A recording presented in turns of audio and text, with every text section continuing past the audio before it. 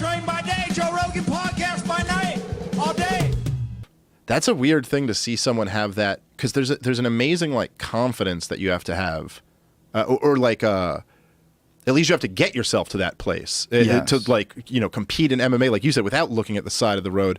And when you see that broken, I mean, when I saw that Ellen interview with Ronda Rousey, that was so crazy to me. That really made me go like, maybe she shouldn't fight for a little while. Like, I don't know if she needs some more time off, because she went from being the like, I'm going to kill everyone, no one has a right to beat me, don't be a be-nothing bitch, and being that chick, to being like, I wanted to kill myself, I got to just have Travis Brown's babies. And I was like, whoa. She's gone from being this like untouchable. I mean, not even like she was like the best female fighter. It was like, she's wrecking chicks in a second. And then to seeing her kind of broken. Well, what's interesting is these themes play themselves out over and over again, and the traps are all there, but everybody keeps going for the candy, and they keep getting caught in the traps. The traps of Hollywood are always there for any superstar athlete, especially fighters. And, you know, we've seen it all throughout history with Tommy Morrison gets in the Rocky movie, and all of a sudden everybody's looking at him like Tommy Morrison's going to be the white hope. And then Ray Mercer beats the living fuck out of him. And you just saw like fear and overwhelming anxiety attack him because he's in this movie and he's on the red carpet and everybody's saying, you're going to be the champ one day, huh? Yeah. He's like, oh, fuck. And then it becomes this whole thing. He's hanging with Sylvester Stallone. They're probably doing blow and banging hookers. Allegedly. But you know what I mean? It's like it becomes this Hollywood trap. And Ronda was and still is a giant superstar, right? She's this undefeated women's fighter. She's crushing all the competition. She looks like a destroyer. And then the fucking traps. All these movies start coming out. All these deals start getting made. Books start getting written. All these television shows and all this stuff and all the traps. Yeah. And all those traps, they keep your focus. They steal little bits of your focus. You're like, I'm good enough to get by without all that focus. But there's no way, because there's another person like you out there. There's a lot of people like you out there, and they don't have those traps. And if they don't have those traps, they're going to have more attention that's being paid. Well, right away they have an advantage. Yes. Because they're full focused on this. 100%. And there's also something dangerous to someone like Ronda Rousey, who, by the way, obviously is just incredible. I mean, she's the reason why women's MMA is a huge thing. But I think there's something dangerous about being such an amazing grappler, getting a couple knockouts, and all of a sudden feeling this kind of like, oh yeah, you know, she got the knee to McMahon and stopped her with one knee, and then what was the other chick who she hit the overhand, who face planted? Alexis Davis. Yeah. And so now it's kind of going in there, and even going in there with like a world class boxer like Holly Holm, she kind of goes in there with like, well, I can knock people out too. Yes. And I think that's a dangerous, all of that is a dangerous combination. It's like being a blue belt and you choke out a bunch of white belts and you think you're the shit, and then all of a sudden you're rolling with Damian Maia and he wraps you up like a Christmas present and beats the fuck out of you and chokes you unconscious. Dude. Easy. You know, I mean, there's levels of everything, and to deny those levels, because anybody who looked at her fights would see, like, okay, you have this Ronda Rousey, this fierce competitor, is one of the best judo examples of judo we've ever seen in MMA. I mean, her judo is spectacular. It's the reason why she was a medalist in the Olympics. I mean, she's a sensational competitor. Her grappling's outstanding. Her armbar technique is amongst the best in the world. But she's knocking out these girls. They're nowhere near world class as far as like kickboxing and striking is concerned. Right. Holly Holm is 100% world class. She is an 18-time world boxing champion. I mean, she's a kickboxing champion. She was an MMA competitor for a couple of years before she got into the UFC, where she was having these ridiculous head kick KOs. Yeah. She's a beast. And for her to think that she's going to treat this woman, this Holly Holm woman, the same way she was able to bully like Betch Correia, and I say bully not in a negative way, I mean just attack her and go after her.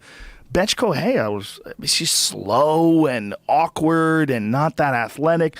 Holly Holm bounces around that cage like a fucking kangaroo. Yeah. And she does all these backflips and shit. She's spectacularly athletic. And the idea that you're going to have the same approach that you used on Betch Correia with someone like Holly Holm, that's just madness. And that's something that happens when people get so absorbed with this idea that they're special, so absorbed with this idea that, when you're on top, you think you are the fucking person. You're the woman, you're the man, you're the shit. No one's going to fuck with you. I'm just running through this bitch. Yeah. And then you get cracked. and then you realize, oh, this game doesn't give a fuck. This game doesn't give a fuck about your charisma. It doesn't give a fuck about the Vegas odds. It doesn't give a fuck about how much money you made or how many times you've been on Entourage or That's how many the movie amazing. deals. It's an amazing thing about MMA. It's why I have so much respect for everybody who competes, but it's like no one can escape this game's wrath. No. I mean, like John Jones still has a lot of his career to go, and he has one loss on his record, but it was a dominant, win. But you see these guys like you see Anderson Silva, and he's just like he's a ninja. He's untouchable. He's the greatest fighter ever. And then you see him like crying on the ground with a not shattered, but whatever when he broke his shin. Well, how about when he cried on the ground after he won against Nick Diaz? Yeah. He fell to the ground. He was my favorite fighter ever, by the way, Nick Diaz. It's pretty awesome. I mean, the Diaz brothers are just the greatest fighters of all time. They certainly are. From going full circle then when he comes back and wins in the octagon. But I mean, it's an incredible thing. It makes you look. I mean, when watching Chuck Liddell, who I just at a certain point you were like, that guy's just unbeatable. He's like Superman. And then to see him get knocked out and kind of his chin, slowly start to go. Yeah. It's like this game. This game doesn't give a fuck. Oof. Doesn't give a fuck about your opinions. Doesn't give a fuck about what you think. When knuckles hit chins, legs go limp. And that's just how it goes. And we saw that in the Rockhold Bisping fight. Rockhold had this look about him that almost like he was bored. That he was just like, I'm going to go. I mean, but part of that, I'm sure, is gamesmanship. He's trying to get inside Bisping's head, that he's so much better than him that he doesn't even have to be serious and be concerned. Yeah. And then Bisping clips him with his left hook over the shoulder where he's barely seeing it. And you called it. It was a great example. You said like a few beats before that where you're like, Rockhold's keeping his chin right up in the air, and he's kind of like a little lackadaisical. Yeah. I remember you in the Henan Barrow Dillashaw fight, the first one, which was like a huge upset. No one saw that coming. And I remember you saying as it was, you're like, man, Dillashaw's really light on his feet. Dillashaw's really relaxed. Like sometimes you could just see a little thing in the way they're moving. Mm-hmm. That you're like, that's kind of interesting. Yeah. I was telling you before we started recording, my buddy, hilarious comedian, one of my best friends, Louis J. Gomez. He does a radio show with Michael Bisping. Right. And you've had Big J on the show before. So the three of us do a podcast called Legion of Skanks. Right. You got to have Louis on. You'll fucking I would love him. to. He's like, I love Jay. Yeah, Jay's got a special coming out, which is going to be just incredible. What's it on? Comedy Central Hour. Oh, cool. Coming out on, I believe, I want to say June 17th. Yeah. But I might. It's Nice. like one of those days. It's called Live at Webster Hall. It's going to be a fucking incredible special. Look for that. Jay's Beautiful. like one of the funniest comedians on the planet. Very funny dude. And Louis J. Gomez is just one of the funniest people I've ever met in my life. He's a great comedian. He's like bigger than a stand-up comedian. He's like the Bert Kreischer of the East Coast. He's just a hilarious person. But so he's doing a show with Michael Bisping. They do a show called The Countdown on Sirius Radio. And he started doing the show. I mean, this is before Bisping has the Anderson Silva fight.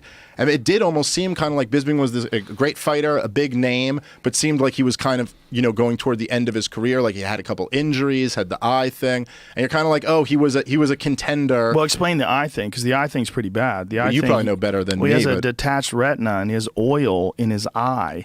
They had to inject oil into where his eye sits so that his retina won't tear again. So he has one eye that looks almost like cross-eyed, and it's kind of black, like he's on ecstasy. Like one pupil's dilated. It's very weird, and he doesn't give a fuck. He's got that one eye fucked up, and he doesn't give a shit. He's still going in there and slinging. That guy's born for this. This motherfucker went out and fought Anderson Silva in one of the gutsiest performances I've ever seen. I mean, the first two rounds that he beat Anderson were just incredible. And then the fact that he got almost put out in the third round and came back and won the fourth round. And it was a fucked up thing because he was trying to say that his mouthpiece was out. And he tried to circle to, I don't know who the referee was. I think it was Herb. Yeah. And he's like, but Herb's like, look, it doesn't matter. Like, I'm not stopping. You can't call when to stop the action, because you could say that the mouthpiece is out. Or you could just spit your mouthpiece out whenever someone's, like landing a big shot and then go, time out. And people do that. But, Herb was like, look, you can't say to me that your mouthpiece out. I know your mouthpiece is out, but you got to keep fighting. And then, boom, Anderson lands a flying knee on the jaw. And then Anderson walks away with his hands up. Oh, it was so crazy. Like as if he won. So crazy. But Herb didn't call the fight yet. So then the bell rings. So then Bisping has to get up and recover in a minute from getting KO'd. It was madness. He got a little bit of extra time because Anderson Silva celebrated. Yes. So I think he got like an extra 30 seconds or so. Yeah. But I mean, but then right. So and by the way, that's got to fuck Anderson up too, because Anderson's now got this like adrenaline dump, and then you saw in his face, he's like, "What? No, we're back to fighting." And but Bisping, man, that 4th round, he just bit down on his mouthpiece and walked him down, and I mean, it was incredible, crazy. And then after that, being the greatest ever to come, and you get on an injury. Right. You get a title shot, 10 days notice? Yeah, he fights the greatest ever. I mean, arguably, Anderson's on the downslide, but definitely. Let's not say arguably. I mean, losing twice to Weidman. It just didn't look the same when he fought Nick Diaz. Suspended for steroids, comes back, and you know. But he's still Anderson Silva. So that victory, he gets that victory over the greatest of all time, and then first round knockout over Luke Rockhold. You know what's fucked up? I was literally considering saying that Luke Rockhold looks overconfident, and when you're overconfident, you can get knocked out. And I'm like, I don't want to be a dick.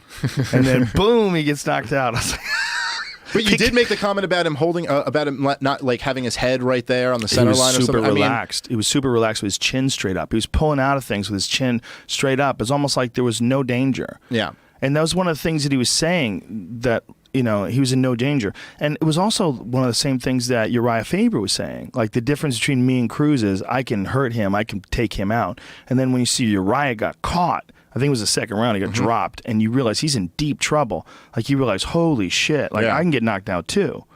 You know? And all those guys, and you know, it's funny when you get it, like Michael Bisping was a guy who the knock on him, I guess, was that he didn't have knockout power or whatever. But you're talking about like a 200, I mean, fighting at 205, a guy who cuts down probably, I'm sorry, 185. So probably someone who weighs close to 200 pounds. It's a 200-pound guy who specializes in striking. Yeah. I mean, he can fucking knock you out. Of course he can. And he proved it. Well, he doesn't fight like a brawler. Like, he fights like a technician. Yeah. And when you fight like a technician, you don't swing wild, crazy-ass punches with everything on them with your, you know, Vanderlei Silva style. You know, you try to find openings, and that's what he did. He found the opening with that left hook. It was really sneaky. He had missed it before. He was like stepping in and throwing the left hook over the shoulder and kind of like stepping into the punch. And boy, when he caught Luke, he caught him at the end of the chin, which really like fucking spins your head. All the torque was perfectly placed.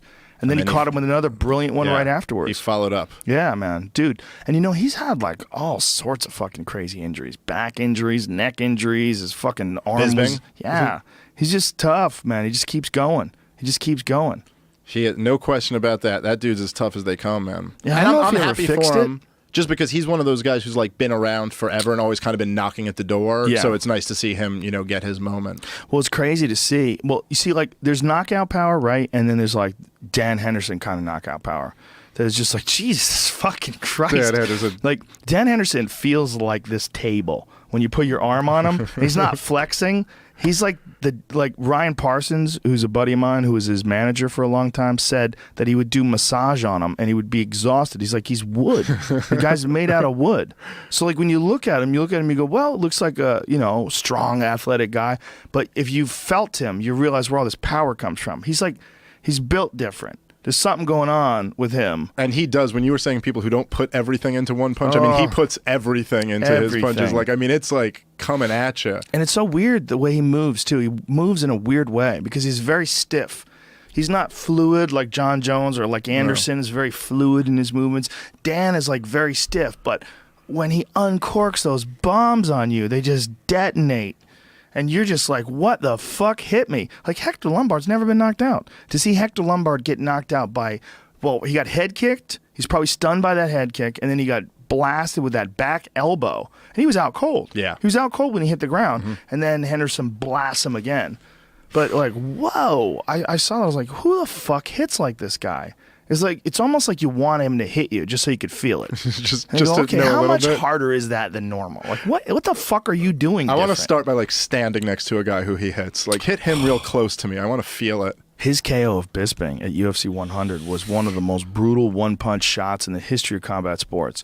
It was just boom, Bisping's dead stiff, and then Henderson's airborne long before the referee can get to him and just slams him in the face on the way down. And then from there out, one of his logos was the silhouette of him flying through the air, knocking out Bisping.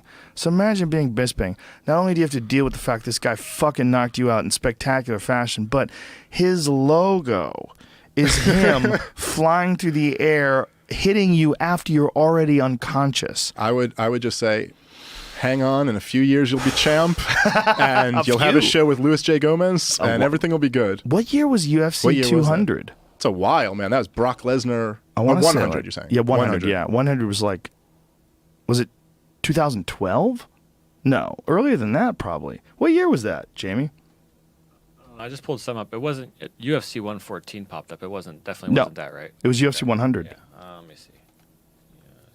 It was the biggest pay-per-view of all time. It was Brock Lesnar's rematch with Frank Mir. And GSP fought Yep. Thiago Alves. July 11th, 2009. 2009. Wow, it was that long ago. Whoa, that's nuts. Yeah, that Wow. is fucking weird. It's been a longer than I would have thought. Yeah, definitely. I guess it is like 100 UFCs later. Yeah. Wow. So 7 years later, he wins the title. Crazy. Yeah, look, And there's then going to be Dan some ups and Henderson's downs. still on the same card. With On the him. same card. Well, look, there's going to be some ups and downs. Your retina's going to get all types of fucked up. But you will be champion one day. And no one takes that away from him ever. Could you imagine if him and Henderson had a rematch for the title? Good Lord. Can that be made? I wonder if that could be made ethically. Because if you look at all the other contenders, all the people waiting in line, Chris Weidman, Luke they probably Rockhold, can't. Jacare, Vitor. No, there's just too many. Yeah, there's too many. But, ooh, boy, it's hard. It's a hard sell because Vitor just knocked out Henderson in the first round. You know, it's just, man, Vitor knocked out Bisping in Brazil. And he knocked out Rockhold. Yeah, So Vitor, but he just got destroyed. But he just got smashed by Jacare. Everything, the middleweight division is just completely up in the air now. Yeah. It's all turned upside down. It's so weird in MMA what happened. Like, you're kind of like, oh, okay, I think I know where everything stands. Yeah. And then one thing changes and you're like, well, I don't know anything, I guess.